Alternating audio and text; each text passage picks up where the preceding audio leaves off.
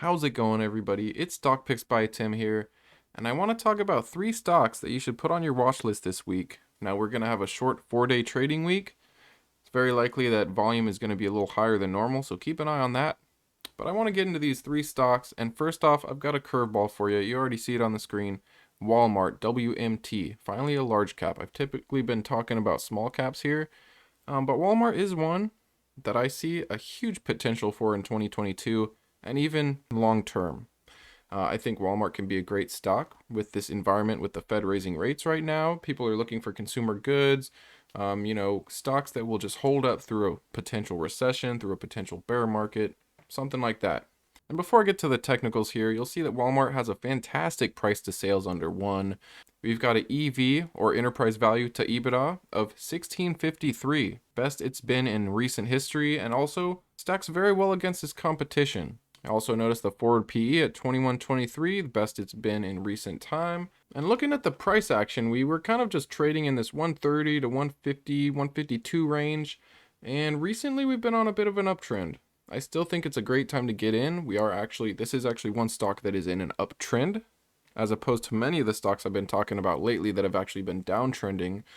This is actually looking pretty bullish. We're looking pretty good. Anytime it hits this trend line, it's quick to bounce. We even had a double bottom here. I think this can move higher. Now you might say, hey, why don't you just wait, get this lower? Sure, you could do something like that. I think, however, that Walmart will be a great stock to own in the long term. And of course, it does pay a dividend as well. So Walmart, one of the large caps that I am a huge fan of right now at its current price. Highly recommend it. Next up is INDI Semiconductors, or INDI. This is my favorite semiconductor stock, and it actually supplies semiconductors to some of the tier 1 auto manufacturers, the top dogs in the business. Now here are the executives, and you'll notice this green circle here designates leadership that has worked together for 20 plus years. So we've got 4 execs that have been working together for 20 plus years at Axiom, it looks like. But you'll see Skyworks up here, Qualcomm, Broadcom, Motorola.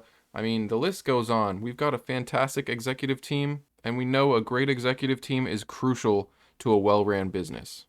And the semiconductor industry is expected to grow at a compound annual growth rate of roughly 45%.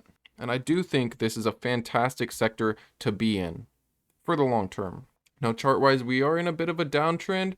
MACD starting to curl. We're starting to see that green and the RSI is pointing up. But I do think this can potentially come down further before being met with a lot of buying pressure and just popping very nicely. As for our next support level, we're looking at about 875 or so, or possibly 9. It's a psychological number. We might see it hit 9, but just be aware we are kind of in a downtrend. I think for the long term, it's a fantastic price to pick up some Indie. And next up, CleanSpark. I covered this in a previous video. If you want to check that out, I'll leave a link below or a link at the end screen. Now we are also in a downtrend on CleanSpark. We did hit somewhat of a base here trying to bounce. Keep note that low 715 level was a previous support. We hit that twice before blasting off previously. You need to keep an eye on Bitcoin on this one. Watch what Bitcoin does coming into the market, and that's going to dictate any short-term movements. However, I am long-term on CleanSpark. If you want to play this short-term, look for a bounce off that 710, 715. Look for it to bounce and reverse. Otherwise, if it fails, you might want to short it there. That's just a potential short-term way to go here with this one. Now look for it either to bounce to the upside or to break to the downside on that low 715 level. Now looking quickly at Bitcoin, let's zoom in just a little bit. Now this is where we were on Friday here. We came up a little bit over the weekend and then just kind of traded sideways, couldn't hold it, started falling back down again, and we're basically where we were Friday.